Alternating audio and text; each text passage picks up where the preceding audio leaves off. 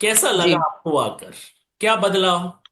कुछ बदलाव आया? क्योंकि आई थिंक आप बीच में आई नहीं थी, मुझे लग रहा है 10 से 20 साल आप you was not in India, I think. Yeah, actually, I was in my spiritual journey. I had undertaken a spiritual path. मैं आध्यात्मिक जीवन की ओर मैं अग्रसर हो गई थी काफी साल से। ध्यान तप बहुत मैंने फास्टिंग किए, उग्र तपस्या की। और नेचुरली जब आप ऐसे इसमें रहते हो तो आप you have to give up something to get something in your life. आप दोनों एक साथ नहीं लेके जा सकते हो। हम्म। आप भौतिक और आध्यात्मिक एक्सट्रीम ऑफ आध्यात्मिक जर्नी पे आप नहीं जा सकते जब तक आप पूरा वो एक्सट्रीम आपका जो भौतिक जीवन होता है, मेटेरियलिस्टिक वर्ल्ड होता है, उसको आप नहीं अगर बाजू करोगे तो आप किसी भी एक क्षेत्र में आप पूरी तरह से आप यू कैन नॉट बी जिसको हम लोग बोलते हैं कि एक to get a mastery over a particular thing, जिसको हम्म। आप बोलते हैं ना कि एक चीज की आपको अगर शक्ति प्राप्त करनी है, सिद्ध अवस्था प्राप्त करनी है, हम्म। तो आपको उसके लिए सब कुछ छोड़ना पड़ेगा। जैसे मैं जब मैं बॉलीवुड में थी तब मैंने बहुत I was very punctual, I gave everything to my Bollywood career. तो वैसे ही मैंने जब स्पिरिचुअल पाथ पे गई तो सब कुछ मैंने जो बनता है वो सब मैंने। And naturally, when you are in Bollywood, if I had to connect with Bollywood, then they would have not left me ever.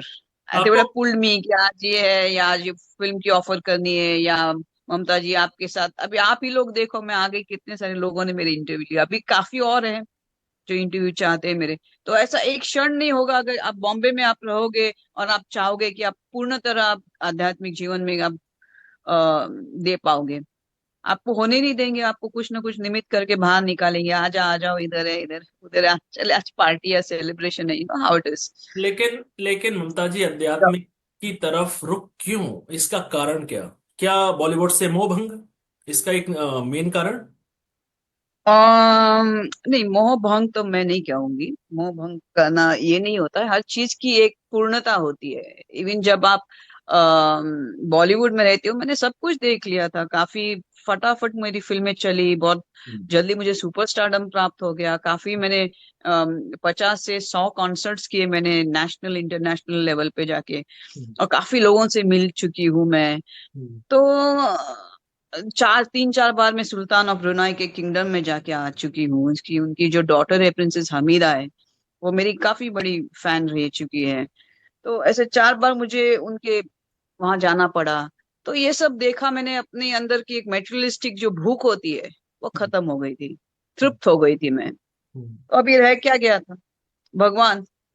कि वो भी देखो, वो भी क्या जीवन होता है। जैसे गौतम बुद्धा को अपने राजा ने, अपने पिता ने सब कुछ उनको दिया था, उनको इतना मतलब उनको अय्याशियों में बांध के रखा कि उनको इनफैक्ट निर्देशक था सब लोगों को कि इनको यहाँ से बाहर जाने की कैसी भी उनकी सोच नहीं होनी चाहिए। उनको इतना व्यस्त कर दो सब, चाहे वो मदिरा में हो, औरतों में हो, गर्ल्स में हो। फिर क्या हो गया, अल्टीमेटली वो पक गए, इतनी उनको लग्जरी लाइफ मिली कि वो पक गए कि एक दिन बोले चलो बाहर जाके देख ही लेते कि क्या जीवन है, बहुत देख लिया पैलेस के अंदर। तो क्या हो गया, एक दिन वो निकल गए तो फिनिश उनका।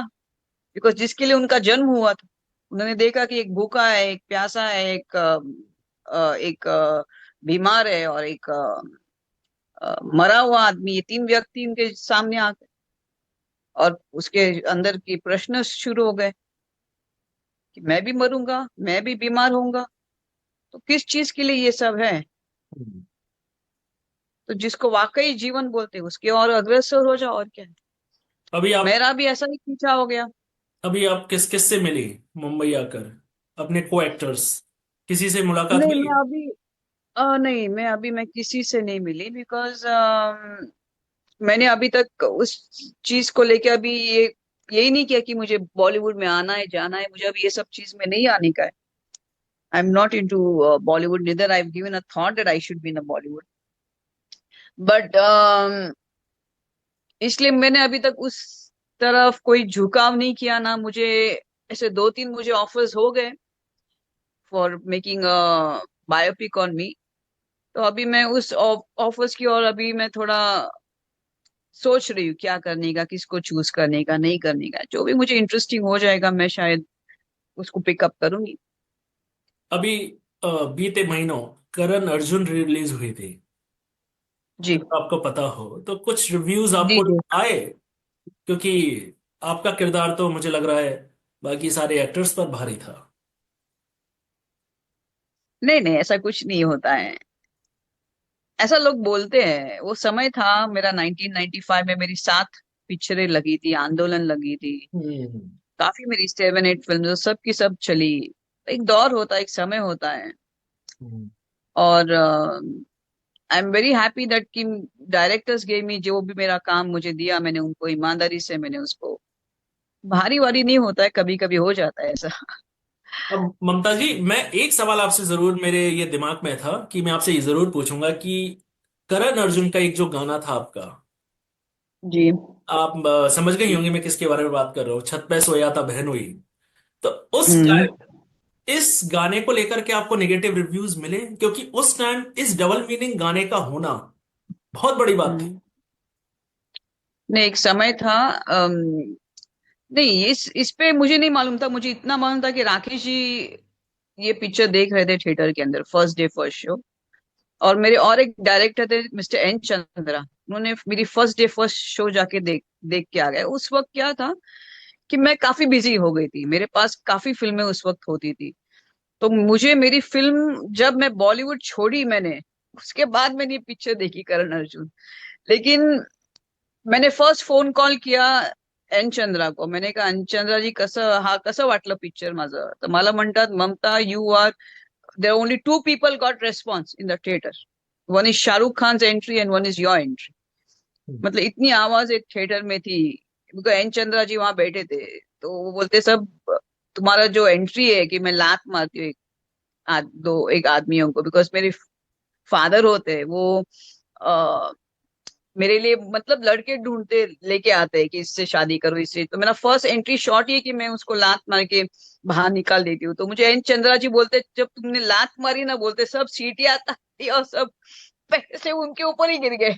कभी ऐसा हुआ ममता जी कि आपके उस गाने पे कहते हैं ना कि कंकड़ियां पैसे थिएटर्स में फेंके जाते हैं, हाँ हाँ ऐसा हाँ, तो हुआ? बोलो ना, मेरी मेरी मेरी एक लात पे, वो जो लात मारती हूँ लड़के को बाहर फेंकती हूँ कि पिताजी को बोलती हूँ, ये सब क्या से आलतू फालतू लोगों को मेरे लिए शादी करने के लिए लेके आ गए करके, और मैं लात मारती हूँ। तो एन चंद्रा जी बोलते हैं कि वो बहुत, वो कुछ वो क्या बोलते हैं अपना वो, उस वक्त स्टॉल होता था, अपर स्टॉल होता था, मुझे नहीं मालूम अभी कैसा है, लेकिन उस अपर स्टॉल से सब वो पैसे एन चंद्रा जी के सर के ऊपर गिर गए।